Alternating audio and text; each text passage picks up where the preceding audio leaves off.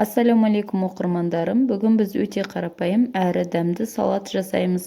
Ол үшін бізге піскен ет, картоп, сәбіз, қызылша және жұмыртқа қажет.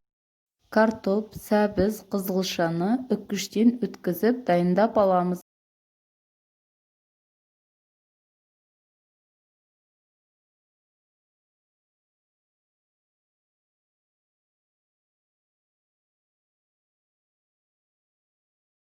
Жұмыртқаның ағы мен сарысын бөлектеп алып, жеке-жеке үккіштен өткіземіз.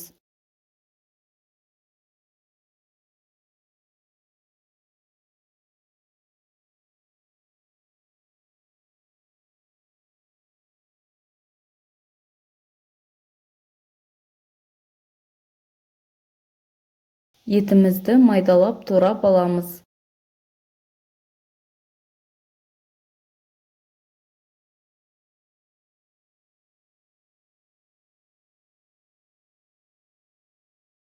Барлығын дайындап алған соң, салатымызды жасауға кірісеміз. Тарелка алып, салатымызды өзімізге ыңғайлы формада жасаймыз. Ең алдымен тарелкамыздың астына майонез жағып, үстіне етті саламыз.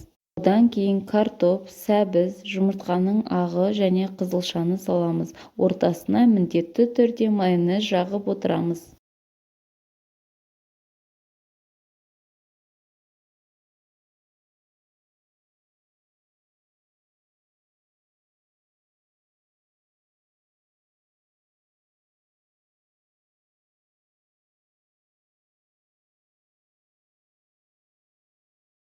Қызылшаны салып болғаннан кейін тағы да бір рет майонез жағып, үстіне жұмыртқаның сарысын саламыз. Көріп отырғандарыңыздай, салаттың әдемі көрінуі үшін мен пластик бутылкасының формасын қолдандым. Осымен салатымыз дайын. Формамыздан шығарып, дастарханға ұсынамыз. Өте дәмді салат болып шығады. Барлықтарыңызға ас болсын.